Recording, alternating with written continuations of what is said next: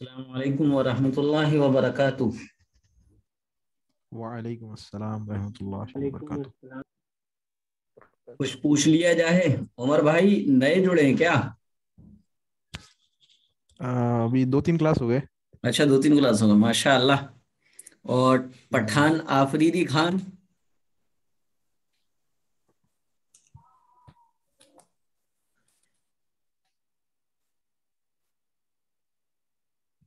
اچھا کون سی سورت چل رہی تھی راشد خان صاحب؟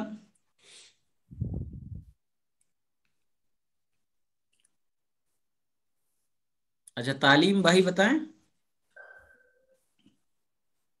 انا آتینا کل کوثر چل رہی ہے۔ انا آتینا کل کوثر چل رہی تھی ہیں؟ ہو گئی ہے۔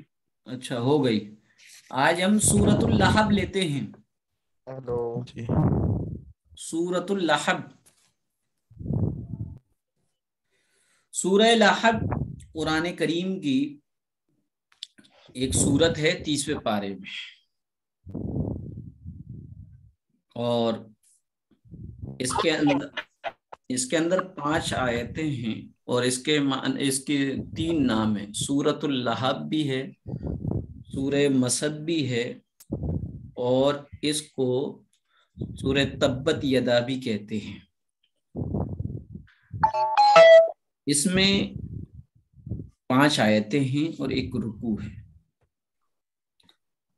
یہ سورت کا جو شان نزول ہے، یعنی یہ سورت کب نازل ہوئی؟ یہ سورت اس وقت نازل ہوئی جب پیارے آقا حضرت محمد صلی اللہ علیہ وسلم پر دین کو کھلم کھلا دین کی دعوت دینے کا حکم آیا کہ آپ اب لوگوں کو دین کی دعوت دیں۔ 40 سال عمر ہو جانے پر ہر نبی کو نبوت ملتی ہے۔ نبوت کا ملنے کا مطلب یہ کہ اب اللہ کی طرف سے ان کے اوپر وحی اور پیغام آنا شروع ہو جاتے ہیں۔ اللہ کی طرف سے یہ پیغام آیا کہ آپ لوگوں کو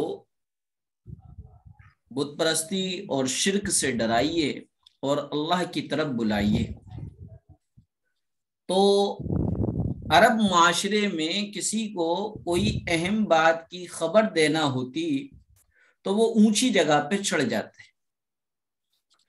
چنانچہ اللہ کے رسول صلی اللہ علیہ وسلم پر یہ آیت نازل ہوئی وَأَنذِرْ عَشِيرَتَكَ الْأَقْرَبِينَ، آپ اپنے قریبی آس پاس رشتہ داروں کو اللہ سے ڈرائیے، اور آپ کوہ صفا، کوہ مانے فارسی میں پہاڑ کے آتے ہیں، صفا نامی پہاڑ پر آپ کھڑے ہو گئے اور لوگوں کو بلایا۔ لوگ اکٹھے ہو گئے، آپ نے یہ کہا کیا اے لوگو، کیا میں تم کو یہ کہوں کہ اس پہاڑ کے پیچھے دشمن کی ایک فوج ہے جو تمہارے اوپر حملہ آور ہونے والی ہے، کیا تم میری اس بات کی تصدیق کرو گے؟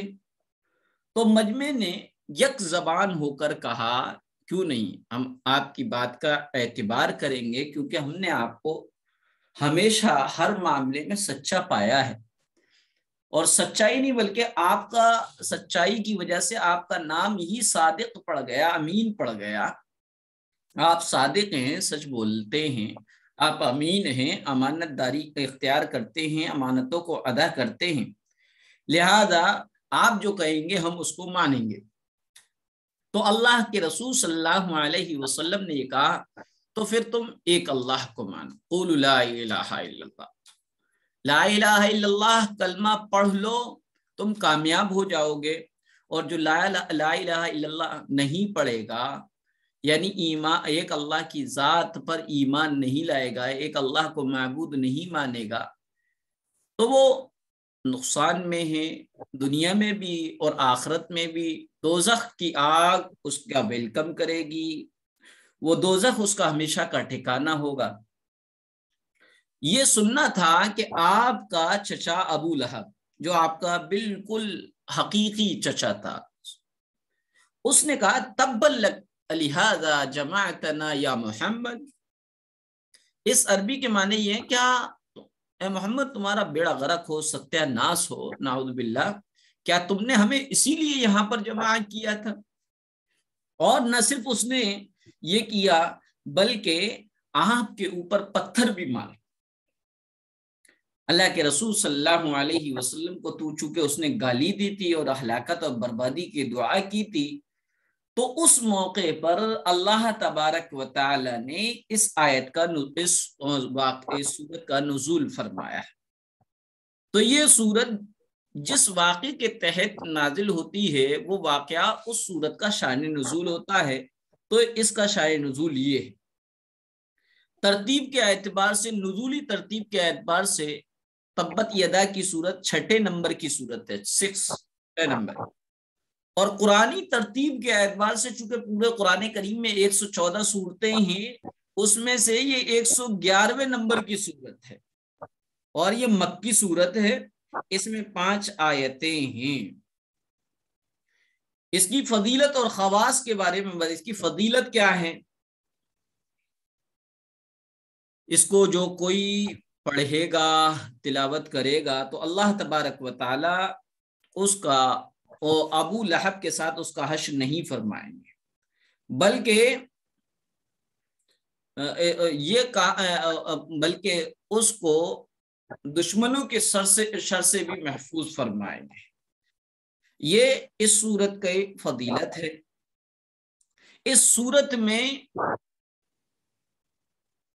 فرمایا گیا تبت یدا ابی لہب وتب، یہ پوری ایک آیت ہوئی۔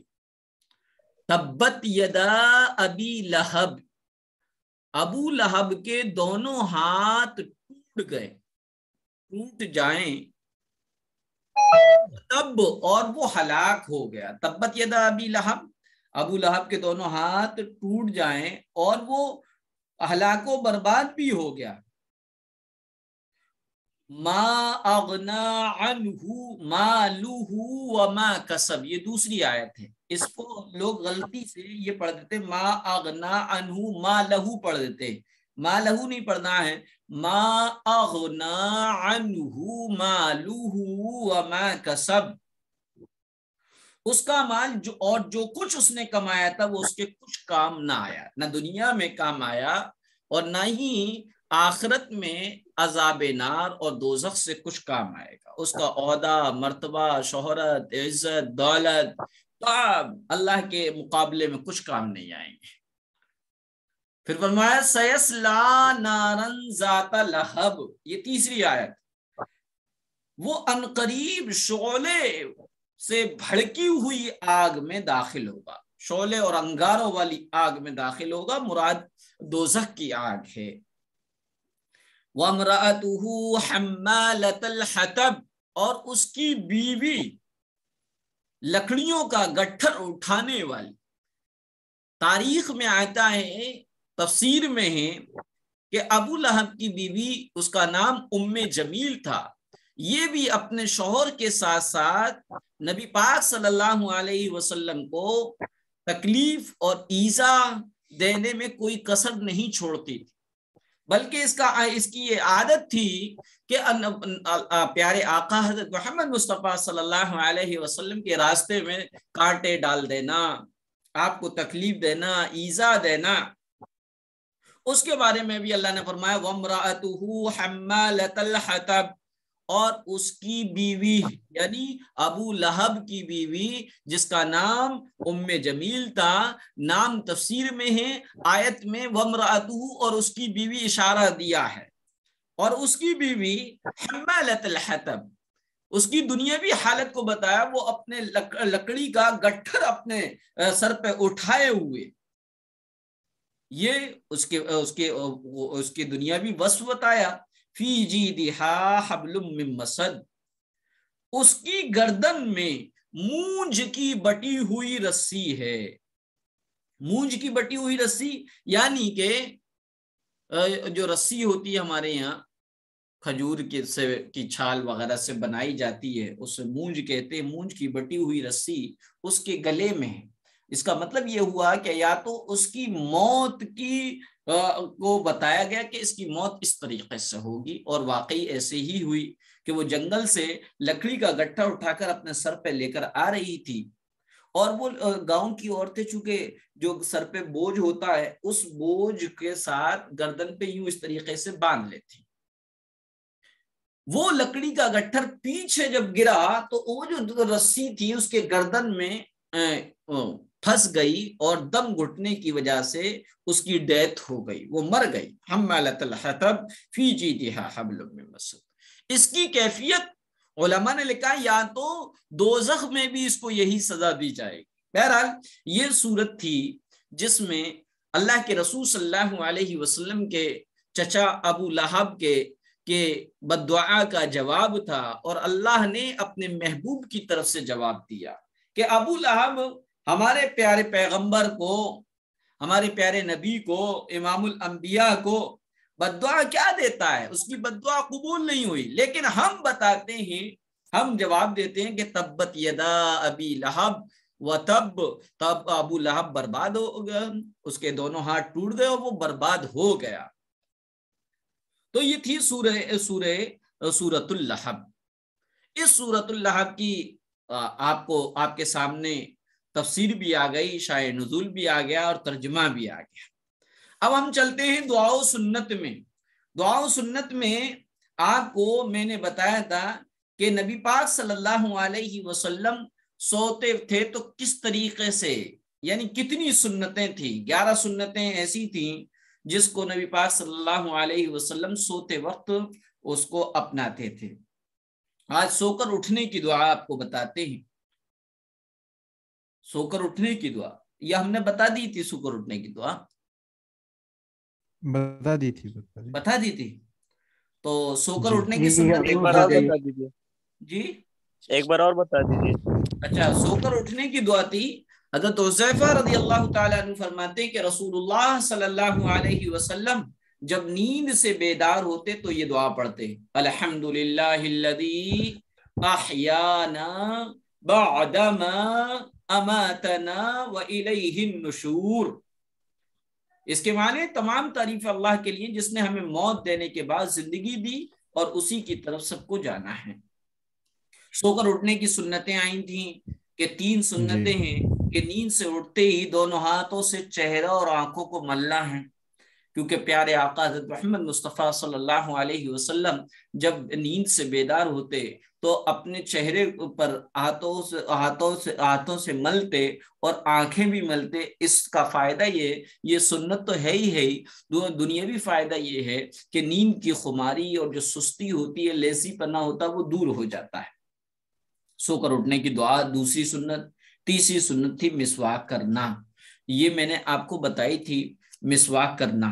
مسواک کے بارے میں بھی شاید بتایا تھا آپ کو. بہرحال اب بیت الخلا، اب جب ہم بندہ سو کر اٹھتا ہے پھر ٹوائلٹ میں جاتا ہے. ٹوائلٹ میں جانے سے پہلے دعا پڑھنی چاہیے، سر ڈھانپنا چاہیے. عجیب بات یہ ہے کہ ہم کھانا کھانے سے پہلے تو اور کھانا کھاتے وقت سر کو ڈھانپتے ہیں. کوئی ٹاول ڈال لی، کوئی رومال رکھ لیا، کوئی سر پہ ٹوپی لگا لی. حالانکہ کھانے کی سنتوں میں کہیں بھی آپ کے سامنے یہ چیز نہیں آئی کہ سر ڈھانپنا چاہیے، یعنی کھانا ہے کھاتے وقت سر ڈھکا ہو ایسی کوئی سنت نہیں ہے. لیکن بیت الخلا اور ٹوائلٹ میں جاتے وقت سر کا ڈھانپنا بے حد ضروری ہے. دنیاوی اعتبار سے اور شرعی اعتبار سے سنت ہے پیارے آقا کی. تو بیت الخلا جانے سے پہلے کی جو دعا ہے وہ ہے، حضرت انس بن مالک رضی اللہ تعالیٰ عنہ فرماتے ہیں کہ رسول اللہ صلی اللہ علیہ وسلم نے فرمایا، دیکھو ان بیت الخلا میں، ٹوائلٹ میں، باتھ روم میں جنات و شیاطین وغیرہ آتے رہتے ہیں، تو تم میں سے کوئی اس میں جائے تو دعا پڑھ لے. چنانچہ روایتوں میں آتا ہے کہ شیطان کو جب آدم اور حوا کے ساتھ دنیا میں بھیجا تو اس نے یہ کہا، رب اجعلنی بیتا فی الدنیا، اے اللہ میں دنیا میں تو مجھے اتار تو رہا ہے، جنت سے نکال رہا ہے، دنیا میں بھیج رہا ہے، تو اس دنیا میں رہوں گا کہاں، میرا گھر کیا ہوگا. فرمایا الحمام، یہ غسل خانے ٹوائلٹ تیرے رہنے کی جگہ ہیں. یہ اور اسی کو پیارے آقا حضرت محمد مصطفیٰ صلی اللہ علیہ وسلم فرما رہے ہیں کہ دیکھو ان ٹوائلٹ میں باتھ روم میں جنات اور شیاطین وغیرہ آتے رہتے ہیں، تو تم میں سے کوئی اس میں جائے تو یہ دعا پڑھ لیا کرے. کون سی دعا؟ اللہم انی اعوذ بک من الخبث والخبائث. یہ دعا ہے، اللہم انی اعوذ بک من الخبث والخبائث. اس کے معنی یہ ہیں اللہ کا نام لے کر داخل ہوتا ہوں، اے اللہ میں ناپاک جنوں سے تیری پناہ چاہتا ہوں، چاہے وہ ناپاک جن مرد ہوں یا عورت ہوں. یہ تو ٹوائلٹس میں داخل ہونے کی دعاؤں سنتوں میں سے. اب ہم آتے ہیں کلمہ میں سے. آپ کو ایمان مجمل بتایا تھا میں نے، ایمان مجمل بتایا تھا نا جی. اب آج ہم ایمان مفصل کو بتائیں گے. ایمان مجمل تو آپ کو یاد ہی ہو گیا ہوگا، میں نے بتایا تھا مفصل بھی بتایا تھا جی. ایمان مجمل لفظ ہے، مجمل نہیں ہے. بعض لوگ مجمل پڑھ دیتے، یہ غلط ہے. ایمان مجمل، ایمان مجمل تھا آمنت باللہ کما ہوا باسمائہ وصفاتہ وقبلت جمیع احکامہ. اس کے معنی یہ تھے کہ میں ایمان لایا اللہ پر جیسا کہ وہ اپنے ناموں اور صفتوں کے ساتھ ہے، اور میں نے اس کے تمام احکام قبول کیے. یہ ایمان مجمل تھا. آج ایمان مفصل. ایمان مفصل میں 7 چیزیں ہیں. 7 چیزوں بتایا کے تھا اس سے بھی جی یہ بھی بتایا تھا آپ نے. اچھا ایمان مفصل بھی بتا دیا تھا ہے. جی جی. ایمان مفصل میں 7 چیزوں کی ذکر تھا. اب ایمان مفصل ہو گئے اور 5-6 کلمے ہو گئے، ایمان مجمل ہو گیا، مفصل ہو گئے. اب ہم آتے ہیں عقائد میں. سب سے بڑی چیز ہے توحید. توحید کسے کہتے ہیں؟ توحید کہتے ہیں توحید ایکتا کے معنی میں آتا ہے. توحید کیا ہے؟ توحید اس بات کا یقین کرنا کہ اللہ ایک ہے، وہ اپنی ذات و صفات میں اکیلا ہے. اللہ کی ذات و صفات میں کوئی اس کے مانند نہیں، کوئی اس جیسا نہیں. وہ بڑی قدرت والا ہے، ہر چیز اس کی قدرت سے قائم ہے. وہ جس کو نفع اور فائدہ پہنچانے کا ارادہ کرے، تمام انسان اور جنات مل کر بھی اس کو نقصان نہیں پہنچا سکتے. اور جس کو اللہ تبارک و تعالی نقصان پہنچانے کا ارادہ کر لے تو تمام انسان اور جنات مل کر بھی اس کو نفع نہیں پہنچا سکتے. قرآن میں ہے اگر تمہیں اللہ کوئی تکلیف پہنچا دے تو اس کے سوا کوئی نہیں ہے جو اس تکلیف کو دور کرے، اور اگر وہ تمہیں کوئی بھلائی پہنچانے کا ارادہ کر لے تو کوئی نہیں ہے جو اس کے فضل کا رخ پھیر دے. چنانچہ توحید کے لیے سورہ اخلاص تھی جو میں نے بتایا کہ توحید کا اقرار تھا. اس میں اللہ تعالیٰ کو کسی سامان اور مددگار کی ضرورت نہیں، سب اس کے محتاج ہیں، وہ کسی کا محتاج نہیں. وہی حاجتوں کو پوری کرتا ہے، وہی دعاؤں کو سنتا ہے، وہی گناہوں کو معاف کرتا ہے. صرف وہی ذات بندگی اور عبادت کے لائق ہے، اور صرف وہی ذات مدد طلب کیے جانے کے لائق ہے، اسی سے مانگے جانے کے لائق ہے. وہ بڑی شان والا اور عظمت والا ہے. غرض توحید کا مطلب یہ ہے کہ اللہ تعالیٰ جس طرح اپنی ذات میں یکتا ہے اسی طرح اپنی صفات میں بھی یکتا اور اکیلا ہے. اس کی ذات و صفات میں کوئی اس کا شریک نہیں. قرآن میں ہے کوئی چیز اللہ کے مثل نہیں، اللہ کے مانند نہیں، کوئی چیز بھی اللہ کے جیسی نہیں. تو یہ تو توحید میں آپ کو بتا دیا گیا. اب ہم آتے ہیں غسل سے متعلق. باتیں ہو گئی تھی کہ غسل کیسے، کس غسل میں کن چیزوں سے غسل فرض ہوتا ہے. آپ کو میں نے بتایا تھا، آپ نے خوب اچھی طریقے سے اس کو سمجھا بھی ہوگا. اب ہم آتے ہیں نماز کے بارے میں. کیونکہ غسل ہو گیا، وضو ہو گیا، نماز پڑھنے کے لیے باوضو قبلے کی طرف رخ کر کے کھڑے ہونا ہے. جو نماز پڑھتا ہو اس کی نیت دل میں کر لے، جیسے فجر کی نماز ہے یا ظہر کی نماز ہے. یہ نیت زبان سے بھی کہنا بہتر ہے، لیکن نیت اصل نام ہے دل کے ارادے کا. پھر دونوں ہاتھ کانوں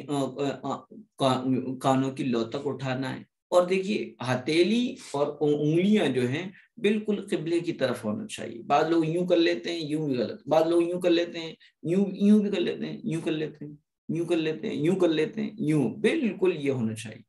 کانوں کی یہ انگوٹھے جو ہیں کانوں کی لو پر ہوں، اور یہ اس طریقے سے ہاتھ اٹھا ہوگا.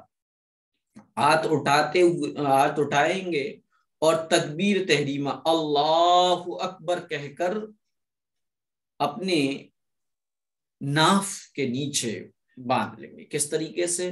پہلے الٹا رکھیں گے، اس کے اوپر رائٹ رکھیں گے. اس کی 3 انگلیاں اس طریقے سے آئیں گی، انگوٹھا اور چھنگلی سے یہ کلائی پکڑنی ہے، اور اس طریقے سے ہاتھ کو یہاں پر رکھنا ہے، ناف کے نیچے رکھنا ہے. یہ رکھنا سنت ہے. پوری نماز کی ترکیب آپ کو یہ کرنے کے بعد پھر اعوذ باللہ، پھر آپ کو سبحانہ پڑھنا ڈائریکٹ. سبحانہ میں بعض لوگ کہتے ہیں سنا، سبحانک اللہ، لفظ سنا کہنے کی ضرورت نہیں ہے، صرف یہ پڑھیں گے سبحانک اللہم وبحمدک وتبارک اسمک وتعالی جدک ولا الہ غیرک. پھر تعوذ پڑھنا یعنی اعوذ باللہ من الشیطان الرجیم. پھر تسمیہ پڑھنا یعنی بسم اللہ الرحمن الرحیم پڑھیں. پھر سورہ فاتحہ پڑھیں، پوری سورہ فاتحہ. اور سورہ فاتحہ 7 آیتوں میں پڑھنا چاہیے، ٹھہر ٹھہر کے.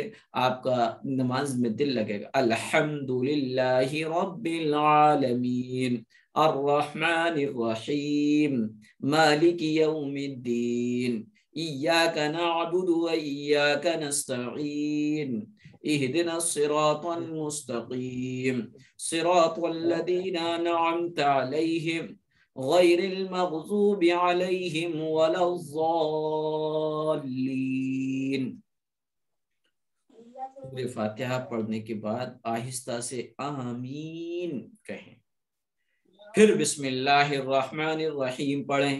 پھر قرآن کریم کی کوئی سورت، مثلا انا اعطیناک الکوثر فصل لربک وانحر ان شانئک هو الابتر، یہ پڑھ لیں گے. پھر اللہ اکبر کہتے ہوئے رکوع میں جائیں گے. رکوع کی تسبیح ہے سبحان ربی العظیم، کم سے کم 3 مرتبہ پڑھیں، اور انگلیاں بالکل پھیلا کے گھٹنے کو پکڑنا ہے. آپ کو بالکل گھٹنے کو پکڑنا ہے. گردن اور پشت جو ہے بالکل سیدھی رہے گی، گردن جھکی نہیں رہنا چاہیے. اور 3 مرتبہ سبحان ربی العظیم، سبحان ربی العظیم، سبحان ربی العظیم کہہ کر پھر کھڑے ہوں گے سمیع اللہ لمن حمیدہ.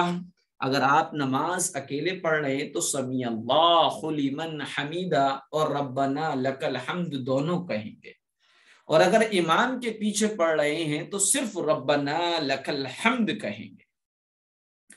پھر اللہ اکبر کہتے ہوئے سجدے میں جائیں گے. سجدے میں پہلے گھٹنے، پھر دونوں ہاتھ، پھر ناک، پھر پیشانی رکھنی ہے.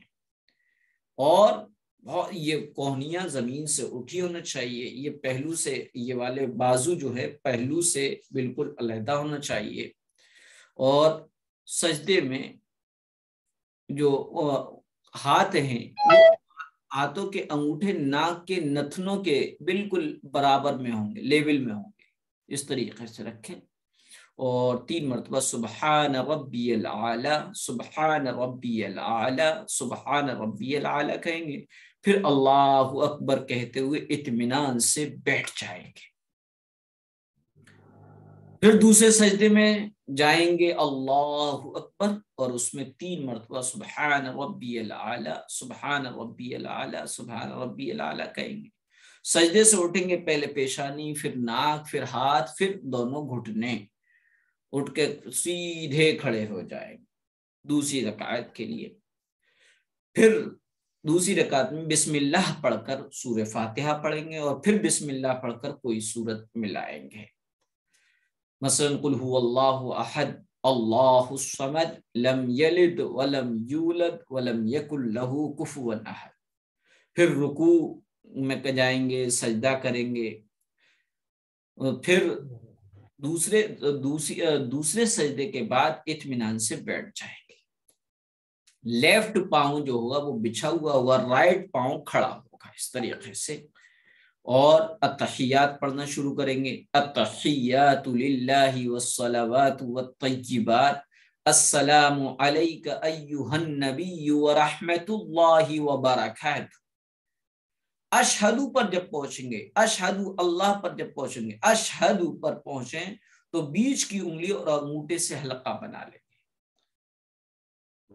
یہ بیچ کی انگلی, یہ لٹل فنگر ہے, یہ رنگ فنگر ہے, یہ مڈل فنگر ہے, یہ انڈیکس فنگر ہے, یہ تھمب ہے. تو بیچ کی انگلی سے یہ سرکل بنا لیں گے اور دونوں چھنگلی انگلی کو اور اس کے برابر والی انگلی کو بند کر لیں گے. اس طریقے سے یہ ہو جائے گا. اور اشہدو اللہ پر پہنچے تو حلقہ بنا لیں گے, اور پھر لا الہ الا اللہ کہتے ہوئے شہادت کی انگلی اٹھا, اشہدو اللہ الہ اور الا اللہ جیسی کہیں گے الا اللہ انگلی گرا دیں گے.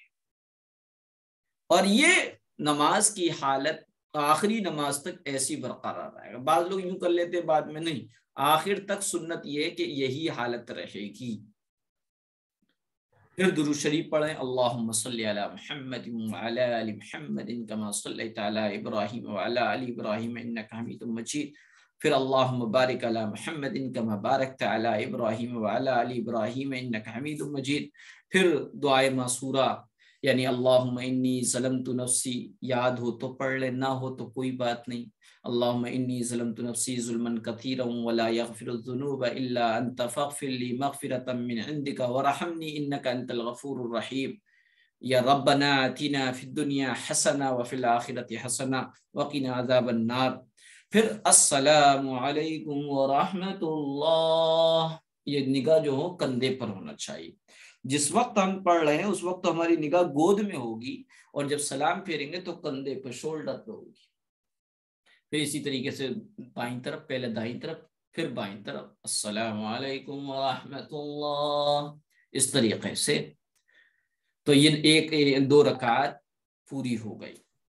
اگر 3 یا 4 رکعت والی نماز پڑھ رہے ہیں, 3 یا 4 رکعت والی نماز پڑھ رہے ہیں تو التحیات دوسری رکعت پر التحیات کے بعد فوراً تیسری رکعت کے لیے کھڑے ہو جائیں, اور فرض نماز کے علاوہ بتائے ہوئے طریقے کے مطابق بقیہ رکعتیں پوری کر کے قاعدہ اخیرہ میں بیٹھ جائیں.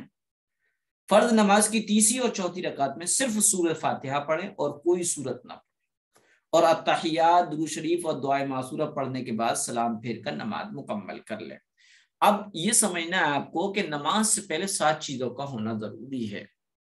نمبر 1 بدن کا پاک ہونا, نمبر 2 کپڑوں کا پاک ہونا, یعنی جو ہم کپڑے پہنے وہ کپڑے پاک ہو. نمبر 3 سطر کا چھپانا. سطر کا چھپانے کا مطلب یہ ہے کہ جس بدن کے ان پارٹس کا چھپانا ضروری, جن پارٹس کو چھپانا ضروری ہے اس کو سطر کہتے ہیں. مرد کا ناف سے لے کے گھٹنے کے نیچے تک کا یہ حصہ سطر کہلاتا ہے, سطر کا چھپانا. جس جگہ ہم نماز پڑھ رہے ہیں اس جگہ کا پاک ہونا, قبلے کی طرف منہ ہونا, نماز کا وقت ہونا, اور نیت کا ہونا. یہ 7 چیزیں ہوں. اگر ان 7 چیزوں میں سے کوئی چیز بھی نہیں ہوگی تو نماز نہیں ہوگی. بدن پاک ہے لیکن کپڑے پاک نہیں ہیں, نماز نہیں ہوگی. بدن بھی پاک ہے, کپڑے بھی پاک ہیں, لیکن جگہ پاک نہیں ہے تو نماز نہیں ہوگی. بدن بھی پاک, کپڑے بھی پاک, جگہ بھی پاک, لیکن سطر نہیں چھپا ہے تو بھی نماز نہیں ہوگی. سطر چھپا ہے لیکن نماز کا وقت نہیں ہے تو بھی آپ کون سی نماز پڑھ رہے ہیں؟ ابھی آپ فجر پڑھنا چاہیں تو نہیں پڑھ سکتے, ہاں قضا پڑھ سکتے, لیکن وقتیہ فجر آپ سوچو کہ صبح نہیں اٹھ پاتا, ابھی فجر پڑھنا نہیں پڑھ سکتے کیونکہ وقت نہیں ہے. قبلے کی طرف منہ ہو, آپ کا قبلے کی طرف منہ نہیں ہے, نماز نہیں ہوتا. نیت ہو, اگر نیت نہیں ہے آپ کی تو بھی وہ کیا ہے, نماز نہیں ہوگی. یہ تو وہ چیزیں تھیں جو نماز سے متعلق تھیں. اب ہم آپ کے سامنے نبی پاک صلی اللہ علیہ وسلم کے نکاح سے متعلق بات عرض کرتے ہیں.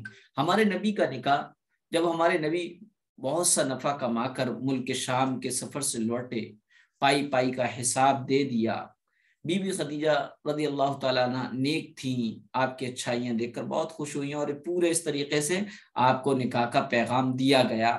پھر میسرہ غلام جو کہ ملک سیریا کے تجارتی اور بزنسی سفر میں پیارے آقا کے ساتھ تھے، انہوں نے اپنی آنکھوں دیکھی صورتحال اپنی مالکن حضرت خدیجہ رضی اللہ تعالیٰ عنہا کو بتائی کہ آپ کی ایمانداری، نیکی، لوگوں کے ساتھ ہمدردی اور محبت کا آنکھوں دیکھا حال بیان کیا۔ بی بی خدیجہ بڑی خوش ہوئیں اور بہت متاثر امپریس ہوئیں، خود نکاح کا پیغام دیا اور آپ تیار ہو گئے چچا جان اور قریش کچھ اور لوگوں کے ساتھ لے کر بی بی خدیجہ کے مکان پر پہنچے اور نکاح ہو گیا۔ اس وقت آپ صلی اللہ علیہ وسلم کی عمر 25 سال تھی اور بی بی خدیجہ کی عمر 40 سال تھی۔ یہ لیکن اللہ کے رسول صلی اللہ علیہ وسلم کا ایک واقعہ آپ کی نبوت سے پہلے کا واقعہ ہے۔ آپ نے امن کی کوشش میں اپنی صفوں کے اندر اتحاد کو پسند کرتے تھے، آپ اختلاف کو پسند نہیں کرتے تھے۔ چنانچہ آپ کی زندگی کا ایک واقعہ ہے جو قصہ تحکیم کے نام سے مشہور ہے، یعنی آپ نے فیصلے کا کیا بہترین انداز اختیار کیا۔ ایک دفعہ کا ذکر ہے کہ کعبہ کی مرمت ہو رہی تھی، خانہ کعبہ کی مرمت ہو رہی تھی، پرانی دیواریں توڑ کر بنائی جا رہی تھی۔ ایک دیوار میں حجر اسود، یہ بلیک اسٹون وہ پتھر ہے جو جنت سے آیا تھا، اس پتھر کو بلیک اسٹون حجر اسود کہتے ہیں۔ یہ کالا نہیں تھا، جس وقت یہ جنت سے آیا تھا اس وقت یہ بہت سفید شفاف دودھ کی طرح تھا، اور اس میں اس کی نورانیت اور اس کی روشنی کو ختم کر لیا تھا، کیونکہ جنت کی نعمتوں کے بارے میں بتایا جاتا ہے صرف آسمان سے وہ دکھا دی جائے تو پوری دنیا روشن ہو جائے، تو اس کی روشنائی اور اس کی نورانیت کو ختم کر دیا گیا تھا۔ یہ حجر اسود وہ ہے جو حضرت ابراہیم علیہ السلام نے جس پہ کھڑے ہو کر خانہ کعبہ کی تعمیر کی، اور یہ پاڑ کا کام دیا کرتا تھا۔ یہ کالا پتھر تھا، یہ پتھر حضرت ابراہیم علیہ السلام کی یادگار تھا، سب اس کو متبرک سمجھتے تھے۔ جب دیوار میں اس پتھر کو چننے کا وقت آیا تو آپس میں جھگڑا ہونے لگا، ہر شخص یہ چاہتا تھا کہ یہ متبرک پتھر میں لگاؤ، یہ اعزاز مجھے حاصل ہو۔ قریب تھا کہ خون خرابہ ہو جائے، آخر طے یہ ہوا کہ جو شخص کل صبح سب سے پہلے کعبہ میں آئے اسی کا فیصلہ مان لیا جائے۔ اللہ کا کرنا ایسا ہوا کہ دوسرے دن سب سے پہلے پیارے رسول صلی اللہ علیہ وسلم ہی کعبہ میں تشریف لائے۔ سب کو آپ پر بھروسہ تھا، سب نے آپ کو حکم مان لیا، جج مان لیا، فیصل مان لیا۔ آپ صلی اللہ علیہ وسلم نے بڑا اچھا فیصلہ کیا، ایک چادر لی، اس میں حجر اسود کو اپنے ہاتھوں سے اٹھا کر رکھا، اور ہر قبیلے اور برادری کے لوگوں کے جو سردار تھے، بڑے تھے، ان کو بلایا اور ایک ایک کنارہ پکڑنے کو چادر کہا۔ چادر کا ایک ایک کنارہ سب لوگ پکڑ رہے، سب نے مل جل کر اٹھایا۔ جب وہ پتھر وہاں تک لے آئے جہاں اسے لگانا تھا، رکھنا تھا، تو آپ صلی اللہ علیہ وسلم نے اسے اٹھا کر دیوار میں لگا دیا۔ اس طرح ہر قبیلے کو اس کام میں شریک ہونے کا موقع بھی مل گیا اور بڑی لڑائی اور خون خرابہ بھی ٹل گیا۔ یہ تھے پیارے آقا کے واقعات میں سے واقعات۔ آج کی کلاس آپ کی پوری ہوئی۔ آپ کو کوئی کوشچن کرنا ہے کسی سے متعلق تو آپ کوئی بھی کوشچن کر سکتے ہیں۔ مفتی صاحب یہ بتا دیجیے، عطر واجب والا جو ہے نماز، اس میں سورت تیسری رکعت میں کیا کیا پڑھتے ہیں؟ تیسری رکعت میں اگر نماز سنت ہے یا نفل ہے یا وطر ہے تو تیسری رکعت میں بسم اللہ پڑھ کے الحمد پڑھیں گے، پھر اس کے بعد بسم اللہ پڑھیں گے، پھر سورت پڑھیں گے، ٹھیک ہے۔ اور اگر نماز فرض ہے، آپ کی فور ایگزامپل آپ کی جماعت سے نماز نکل گئی، آپ کو فرض پڑھنا ہے اور فرض 3 یا 4 رکعت والی نماز پڑھ رہے ہیں آپ، تو آخر کی تیسری اور چوتھی میں صرف بسم اللہ پڑھ کے الحمد پڑھنا ہے، کوئی صورت نہیں ملانی ہے، جس کو دوسرے الفاظ میں یہ کہہ دیا جاتا ہے کہ فرض نماز کی 2 رکعتیں بھری پڑھی جاتی ہیں اور آخر کی 2 یا 1 خالی پڑھی جاتی ہے، یعنی صرف الحمد پڑھی جاتی ہے۔ اور عشاء کی نماز، عشاء کی عشاء کا نماز فرض پڑھنے کی عطر واجب جو 3 رکعت، عشاء کی نماز عطر واجب والی جو 3 رکعت نمازیں ہیں، اس میں سورہ کون سی پڑھی جاتی ہے لاسٹ میں؟ اچھا وطر میں جو پوچھ رہے ہیں آپ، سورت کون سی پڑھی جاتی ہے نا، یہ کوشچن ہے جی۔ تو یہ دیکھیے فَقْرَؤُوا مَا تَيَسَّرَ مِنَ الْقُرْآنِ، قرآن کریم میں جو تمہیں یاد ہو، آسان ہو، وہ پڑھو۔ کسی بھی نماز میں کوئی صورت کمپلسری نہیں ہے کہ یہی پڑھنا، کوئی دوسری نہیں پڑھ سکتے، کوئی سی بھی پڑھ سکتے۔ البتہ مثلا وطر پڑھ رہے ہیں تو وطر میں پہلی رکعت میں آپ نے قل یا ایھا الکافرون پڑھ لی، دوسری رکعت میں آپ جو ہے اذا جاء پڑھ لیجئے، اور تیسری رکعت میں تبت یدا پڑھ لیجئے، یا پھر تبت یدا آپ نے پڑھ لی ہے پہلی رکعت میں تو دوسری رکعت میں قل هو اللہ احد پڑھ لیجئے گا، اور تیسری رکعت میں قل اعوذ برب الفلق پڑھ لیجئے گا۔ یا آپ کو چھوٹی چھوٹی صورتیں یاد ہیں تو پہلی رکعت میں آپ نے انا اعطینا پڑھی، دوسری میں آپ نے قل هو اللہ پڑھی، تیسری میں سورہ ناس بھی پڑھ سکتے ہیں اور سورہ فلق بھی پڑھ سکتے ہیں۔ جی ٹھیک۔ اور کوئی سونے کی دعا ایک بار اور بتا دیجیے۔ سونے کے سو کر اٹھنے کی دعا نا؟ جی۔ سونے کی دعا تو یہ اللہم بسمک اموت و احیا، اور سو کر اٹھنے کی دعا ہے الحمدللہ الذی احیانا بعدما اماتنا و الیہ النشور۔ جی مجھے یہ سوال ہے۔ جی احیانا کے بعد الحمدللہ الذی احیانا بعدما اماتنا والیہ النشور۔ سر میرا یہ سوال ہے، جب بھی ہم لوگ ٹوائلٹ میں جائیں گے تو سر پہ ٹوپی پہن کر جانا اور وضو کر کے پڑھنا ہے وہ، یا ایسے بھی ہم لوگ وہ پڑھ سکتے